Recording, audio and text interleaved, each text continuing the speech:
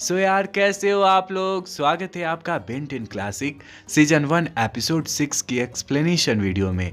मैंने इसके पहले के सारे एपिसोड को बहुत ही अच्छे तरीके से अपने चैनल पर ऑलरेडी एक्सप्लेन कर रखा है, जिसका लिंक आपको डिस्क्रिप्शन आई बटन या फिर इस वीडियो के एंड स्क्रीन में मिल जाएगा।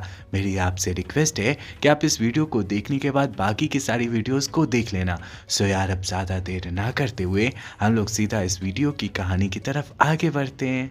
हमारी आज की कहानी शुरू होती है और हम लोग बेन को देख पाते हैं जो अपने ग्रैंडपा और क्वेन के साथ अपने वैन से कहीं जा रहा होता है कि तभी इसकी नज़र सामने वाले लड़के पर पड़ती है जो इसे मुंह बनाते हुए चिढ़ा रहा होता है। इस लड़के को ऐसा करते देख बेन को काफ़ी गुस्सा आता है और वह खुद को स्टिंग फ्लाई में कन्वर्ट करता हुआ इस लड़के को बहुत ज़्यादा डराता है। वैन के अंदर हंसी मजाक का माहौल चल रहा होता है कि तभी ग्रैंडपा को रोड पर एक ड्राइवर दिखाई पड़ता है जिसके वैन में आग लगने वाली होती है।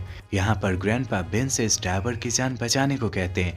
चूंकि बेन पहले ही स्टिंग फ्लाई में कन्वर्ट हो गया था, इसीलिए वह जल्दबाजी दिखाते हुए ड्राइवर के पास पहुंचता है और आसपास लगी हुई आग को बुझाते हुए ड्राइवर की जान बचाता है। सब कुछ पहले जैसा नॉर्मल हो जाने के बाद ग्रैंडपा बेन और क्वेन को लेते हुए अपने जमाने की सबसे फेमस जगह स्पार्क्सविल में ले जाते हैं। स्पार्क्सविल की सड़कों पर इन्हें कोई भी दिखाई नहीं पड़ता, जिस वजह से ये तीनों निकलकर सड़क पर टहल रहे होते हैं कि तभी इनके पास इस शहर का मेयर आकर कहता है, इस जगह पर कुछ चीज़ें ऐसी हैं जो आपको हैरत अंगेज कर सकती है। मैंने ये शहर पर्यटन के ख्याल से ही बनाया है। यहाँ पर कुछ चीज़ें आपको ऐसी मिल सकती है जो दुनिया में पाई जाने वाली चीजों से आमतौर पर बड़ी होंगी। मेयर की बात सुनने के बाद बेन और क्वेन काफी खुश होते हैं और शहर में घूमने का प्लान बनाते हैं, जिसे रोकते हुए मेयर कहता है, अगर तुम शहर में घूमना चाहते हो तो तुम्हें साइंस का ध्यान रखना होगा। अगर तुम साइंस में कुछ गड़बड़ी करोगे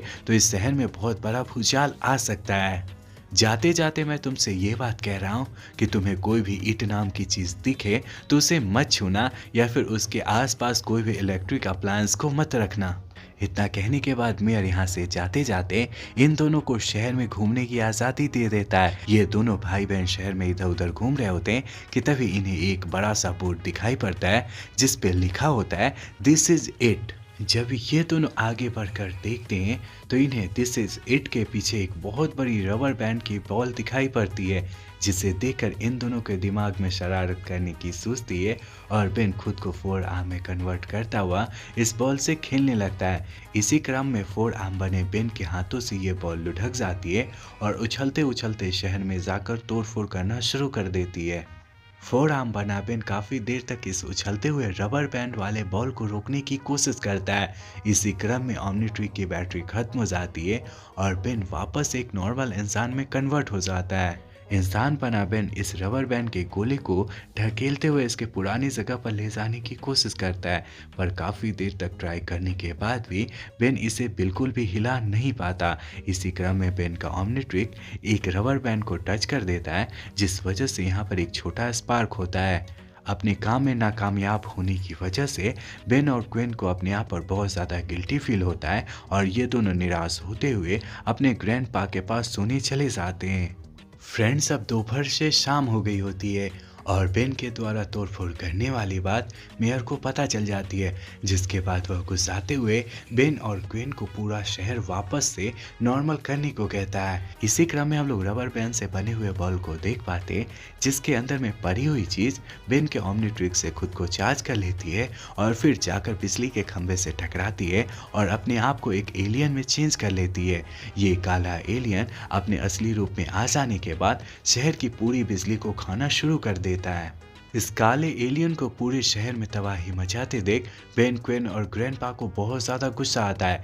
बेन आगे की स्ट्रैटेजी सोच रहा होता है कि इसके पास शहर का मेयर आते हुए कहता है, मैंने तुम्हें इट के पास जाने से मना किया था ना, फिर भी तुम इट के पास गए और इट के पास इलेक्ट्रिक अप्लायंस को यूज़ किया और इसी की वजह से ये मेगावाट यानी ये बंदा बाहर आ गया है। इसे पकड़ने का सिर्फ एक ही तरीका है कि हमें किसी नॉन कंडक्टर के अंदर इसे कैद करना पड़ेगा। इस बात को सुनने के बाद बेन खुद को अपग्रेड नाम के एलियन में कन्वर्ट करता हुआ इस मेगावाट यानी इस एलियन से लड़ाई झगड़ा करना शुरू कर देता है। काफ़ी देर तक लड़ाई झगड़ा करने के बाद भी अपग्रेड इस काले एलियन का कुछ कुछ भी नहीं बिगाड़ पाता। उल्टा ये काला एलियन अपग्रेड पर भारी पड़ते हुए इसे मारने की कोशिश करता है। अपने आप को कमजोर पाता हुआ देखकर अपग्रेड गटर के ढक्कन से इस पर हमला करते हुए इसके शरीर को बीच में चीरने की कोशिश करता है। जैसे ही गटर का ढक्कन इस एलियन यानी मेगावाट से टकराता है, मेगावाट खुद को 2 पार्ट में डिवाइड कर लेता है और फिर 2 पार्ट में बढ़ जाने के बाद फिर से अपग्रेड पर हमला करना शुरू कर देता है।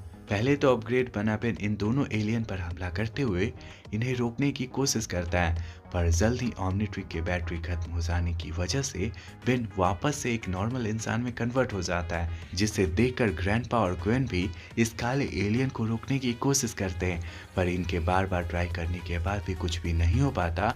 उल्टा ये काला एलियन खुद को ढेर सारे नंबर में डिवाइड कर लेता है और फिर पास पर एक रोबोट के ढांचे को चार्ज करते हुए उसके अंदर में दाखिल होता है और फिर आगे बढ़ने लगता है। इस घटना को देखकर बेन, ग्वेन और ग्रैंडपा अपनी नई स्ट्रैटेजी सोच रहे होते हैं कि तभी इनके पास शहर का मेयर आकर कहता है, शायद मेगावाट ने पूरे शहर को तबाह करने की ठानी है, इसीलिए तो वो उस डायरेक्शन में बढ़ रहा है जिस डायरेक्शन में हाइड्रो इलेक्ट्रिक डैम पड़ता है। मुझे ऐसा लगता है कि वह हाइड्रो इलेक्ट्रिक डैम के पास जाएगा और वहां पर बन रही सारी बिजली को खाएगा और फिर शहर में आते हुए शहर में पूरी तबाही मचाना शुरू करेगा। मेगावाट को रोकने का सिर्फ एक ही तरीका है कि उसे नन कंडक्टर के अंदर में लॉक किया जाए या फिर बंद किया जाए।